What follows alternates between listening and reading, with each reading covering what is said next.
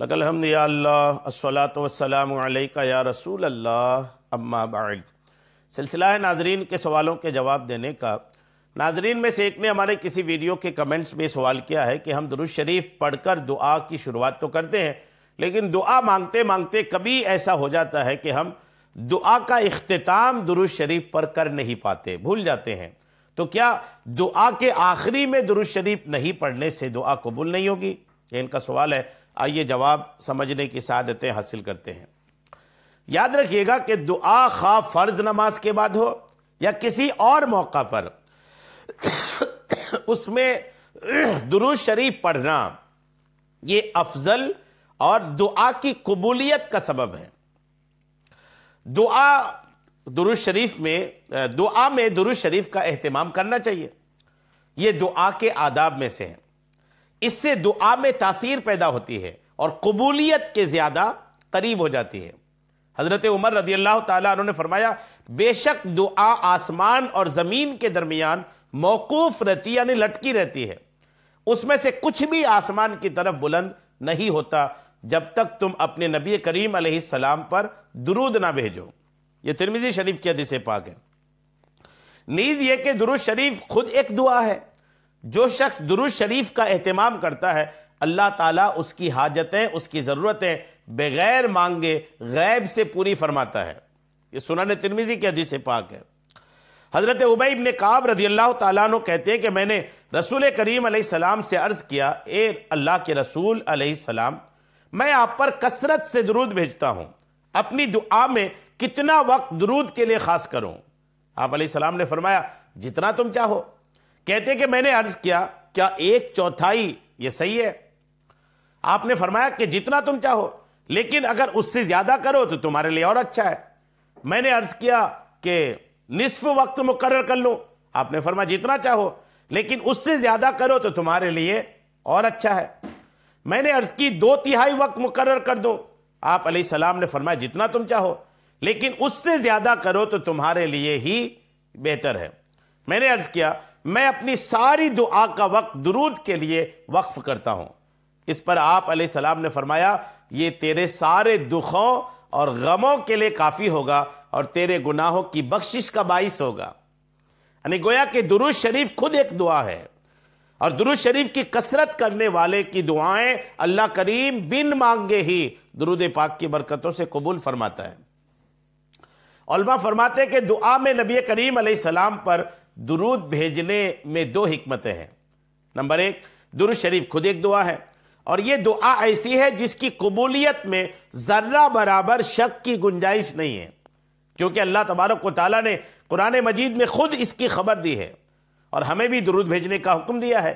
لہٰذا معلوم ہوا کہ درود شریف ایسی دعا ہے جس کی قبولیت میں ذرہ برابر شک نہیں ہے۔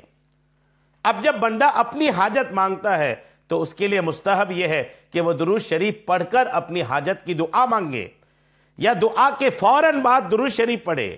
اس سے زیادہ امید ہوگی کہ اللہ تعالیٰ ہماری دعاؤں کو قبول فرمائے گا، کیونکہ اللہ تعالیٰ کی رحمت سے بعید ہے کہ ایک دعا قبول فرمائے اور اس کے ساتھ متصل مانگے جانے والی دعا کو رد کرے۔ امتی جب درود شریف پڑھے گا تو وہ درود آپ علیہ السلام تک لازمی طور پر پہنچایا جائے گا، جیسا کہ صحیح حدیث میں موجود ہے، اور آپ علیہ السلام ہر امتی کے درود و سلام کا جواب بھی دیتے ہیں۔ زندگی میں آپ کا معمول یہ تھا کہ جو شخص بھی آپ علیہ السلام کو ہدیہ دیتا یا آپ پر کسی کا معمولی احسان بھی ہوتا تو آپ علیہ السلام ضرور بدلہ دیتے تھے، اور اس کے احسان سے بڑھ کر آپ علیہ السلام نے ہمیشہ بدلہ دیا ہے۔ اب جب ہم درود شریف پڑھیں گے اور آپ علیہ السلام تک ہماری یہ دعائیں پہنچیں گی تو آپ علیہ السلام امتی کے درود کے جواب میں ضرور اس کا بدلہ دیں گے، اور وہ بدلہ امتی کے لیے دعا کی صورت میں ہوگا۔ یوں امتی کی دعا شرف قبولیت پالے گی۔ لہٰذا دعا میں درود شریف پڑھنا دعا کے آداب میں سے ہے، اور ہماری سعادت ہے کہ ہم دعا میں درود شریف پڑھیں۔ اگر دعا کے شروع اور اخیر دونوں میں پڑھا جائے تو زیادہ بہتر ہے، ورنہ دعا میں کسی بھی موقع پر اول یا آخر یا درمیان میں جہاں بھی درود شریف پڑھ لیا گیا مذکورہ فضیلت پر عمل ہو جائے گا۔ لیکن یہ ضروری نہیں ہے، اس لیے اگر کسی نے دعا میں درود شریف نہ پڑھا تو گنہگار نہیں ہوگا، بشرطے کہ اسے ہلکا اور معمولی نہ سمجھے۔ جو دعا درود شریف کے بغیر مانگی جائے تو اللہ تعالیٰ اسے بھی قبول کرنے پر قادر ہے، لیکن محب صادق اور ایک امتی ہونے کی حیثیت سے دعا میں درود شریف پڑھنے کا اہتمام کرنا چاہیے۔ ہمارے ہاں عموماً مشہور ہے کہ دعا کے اول اخیر میں درود شریف پڑھنا ضروری ہے، اور اس کا مطلب یہ لیا جاتا ہے کہ دعا کے بالکل آغاز اور بالکل اختتام پر درود شریف پڑھا جائے۔ اس کی وضاحت بھی مناسب ہے۔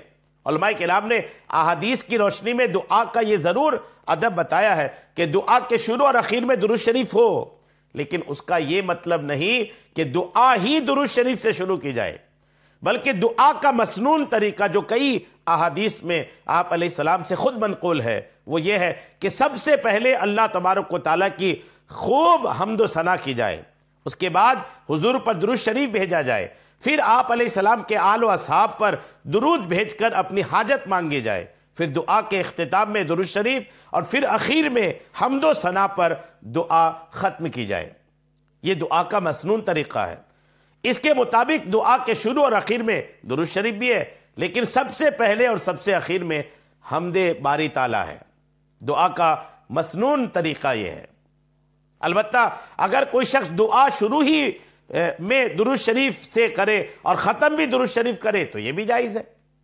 جی ہاں، اگر حضور کی محبت میں ایسا کرے گا تو یہ خلاف ادب بھی نہیں کہلائے گا۔ الحمدللہ۔